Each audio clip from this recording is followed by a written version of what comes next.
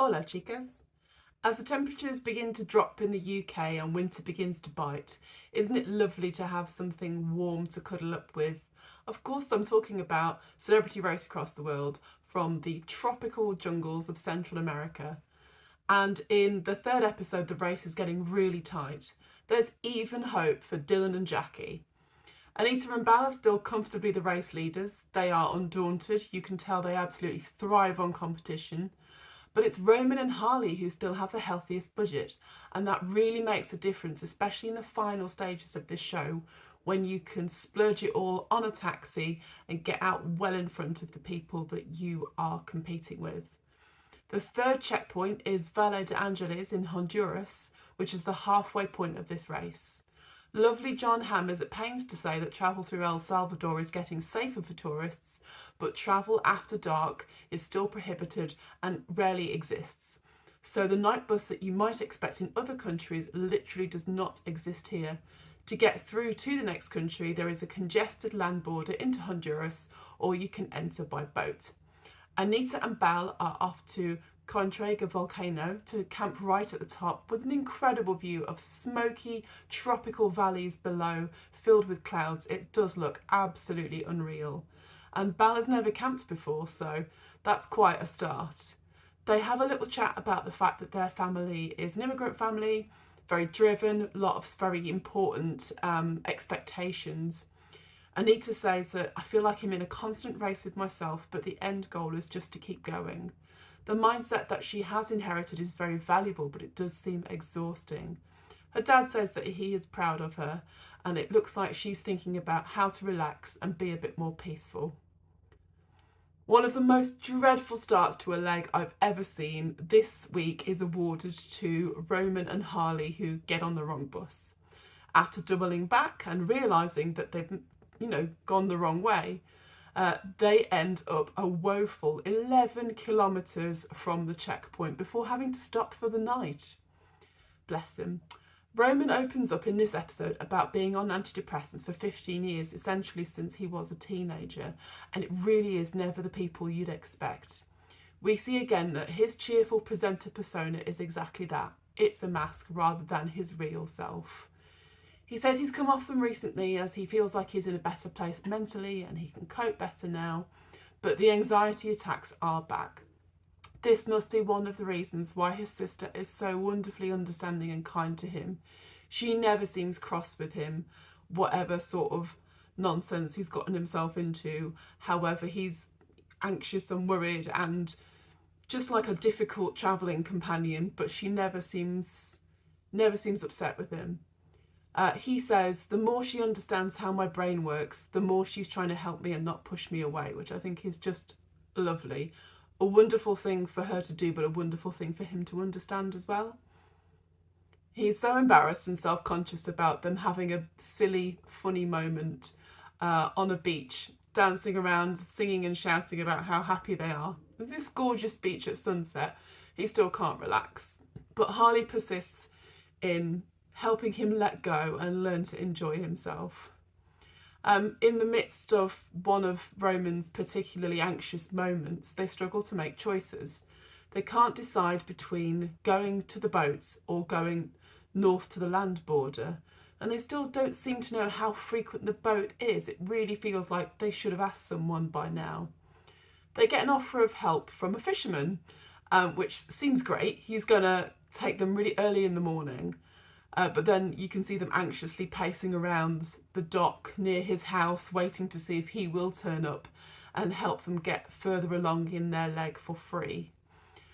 This episode particularly, we see Roman and Molly in their two separate teams, both independently worry a lot about their decisions. They seem to have little faith in themselves, and I'm really hoping that this race does wonders for them and for their self-confidence. Tyler and Molly, bless them, they start out this leg with food poisoning. One of the worst things that I think could happen on a show like this in foreign climes when you just want to be home. Also, you feel that time pressure of the competitive race as well. They struggle on for the first day and end up in a room you can rent by the hour. There is a tissue dispenser set directly above the bed. Finally, Molly takes the lead and says, we're having a rest day. They go to a beautiful lake called Ilopango, which is just outside the capital city. It's a massive lake and it's inside this volcanic basin. It looks like nothing on earth.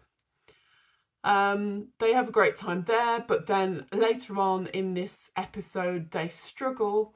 They get confused by two different place names, San Miguel and San Miguelito, and you can see why. But they seem to work that out quite quickly. They chat to people on the bus and they realise they're on the wrong bus. They take decisive action quickly. They get on the right bus and they are rewarded basically immediately by that bus breaking down. And then they have to push it to give it a jump start. Taylor obviously gets involved and says to Molly, was that the most attractive thing you've ever seen me do? I think he's feeling quite a lot better by this point. Dylan and Jackie decide to head north through the centre of the country. We don't get to see them very much in this episode, but we do see them reconnecting over food. Jackie says that she wants to get to know Dylan as a young man, as an adult. What a sad thing to realise you've drifted apart from your mum, but how excellent that this is an opportunity for them and they both understand it in that moment. This episode becomes a celebrity coach trip by the end, as two teams end up on the same bus and are then joined by a third, all on the same bus, something that I don't think I've ever seen happen before in any of these shows. You can imagine that Jackie and Dylan particularly are delighted to catch up with the leaders. So this ends in a bit of a wild tuk-tuk race, and Dylan is briefly in front, but only briefly.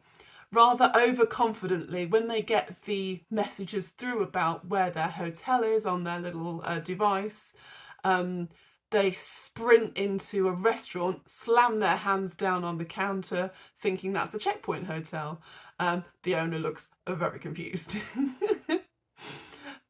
So this leg crowns Molly and Tyler as the winners. They will always be the most athletic in a foot race, but sometimes they do get the directions wrong, so well done to them. And Tyler is effusively praising and proud of Molly, and it shows. She carried him the first few days, basically, so I think this will really help their confidence, bring them closer together. Anita and Bal pip Dylan and Jackie by mere moments. So that means that the first three teams are basically neck and neck at this point. Harley and Roman do not make it to the checkpoint by the end of this episode. They're still on a coach somewhere. Looks like a nice coach, but they'll be really disappointed when they finally do come in hours or indeed days later. So my top tips for travel. Don't. Just avoid the buses in El Salvador if at all possible, or go in with a particularly aggressive frame of mind, because they seem quite shit.